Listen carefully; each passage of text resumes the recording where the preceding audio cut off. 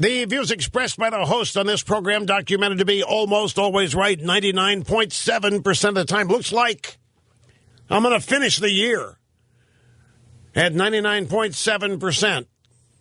Almost always. It's been that way the whole year. Well, I think it might have gone up 1 point this year, 99.6. So we've been at 99.7 for the whole year.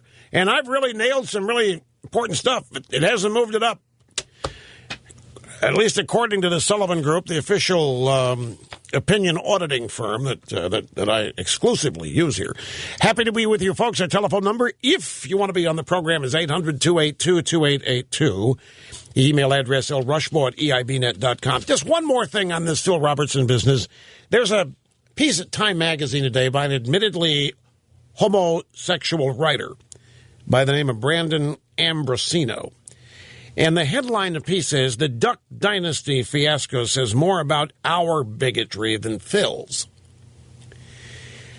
And he talks about the kind of things he's looking at on Twitter.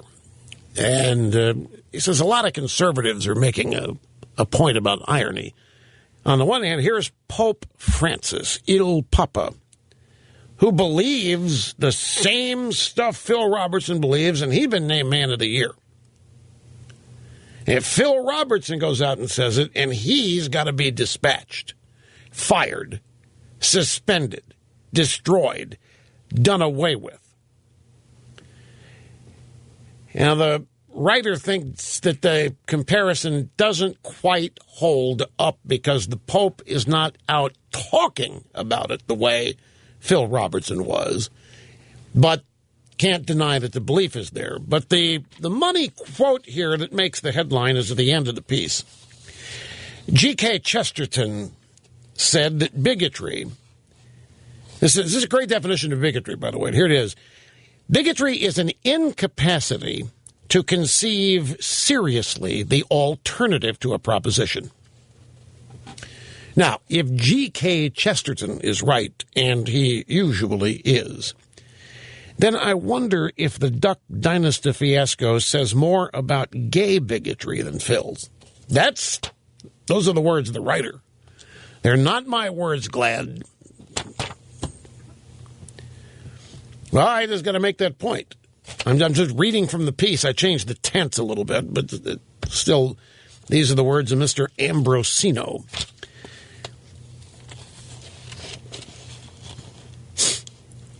Wait a minute. Wait a second. What do you mean I don't support boycotts? What are you talking? Is there a boycott planned? I don't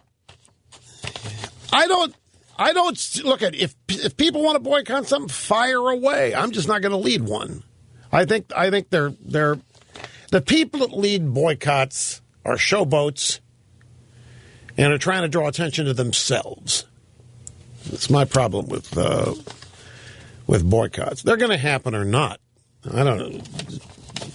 I believe in the free market, the unfettered trickle down of the free market.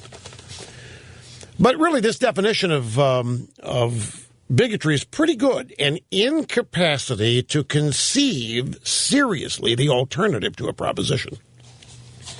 Closed-mindedness, rigidity, bigotry. And this guy's saying, look, this knee-jerk, predictable, slap-jacket result in the gay community. I mean, he even asks earlier in the piece, let me see if it's a pull quote.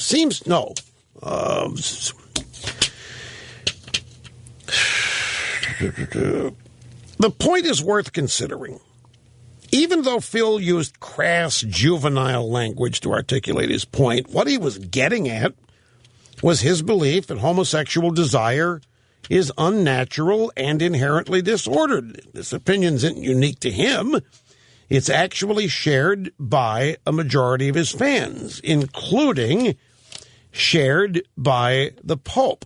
But then the question is, he asks it somewhere in this piece, why does every time this happen, why is our go-to political strategy for beating our opponents to silence them?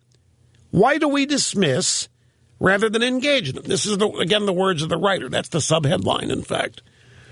And that was the question I was asking in the first hour, specifically the first half hour.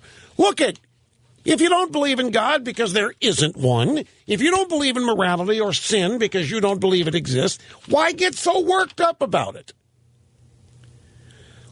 But more to the point, why have to shut people up? That's what the left does. Not just militant gays, the entire left. I don't care where they come from. The unions, from the White House, the feminists, I don't care who they are. That's the whole point. They don't want a level playing field. They want to eliminate all opposition. And the reason is real simple. Human nature, opposition threatens them. I firmly believe that most of these people on the left construct an artificial world that's made up in their minds of the way they want it. Utopia. And anything that reminds them there isn't utopia, got to shut it up. Got to get rid of whoever's talking about it. Got to embarrass and humiliate and discredit anybody because they're living in their little cocoons and they concoct this little utopian dream and desire. And then when reality gets anywhere near it, whoever is articulating the reality has got to go. They simply cannot handle opposition. That's why I say over and over, they can't beat us in the arena of ideas, and they know it. They're not even interested in the arena of ideas. They just want to eliminate opposition. That's what Obama's. What the hell do you think it is when a guy like John Podesta, who is heralded as one of the greatest leftist political strategists and operatives ever, when he likens the House Republicans to the Jonestown cult? And now, whenever a Democrat says what he really thinks, everybody on the left says, well, you know, that's just a gaffe. That was just a flub. That it really. No, it isn't. They tell us what they really think.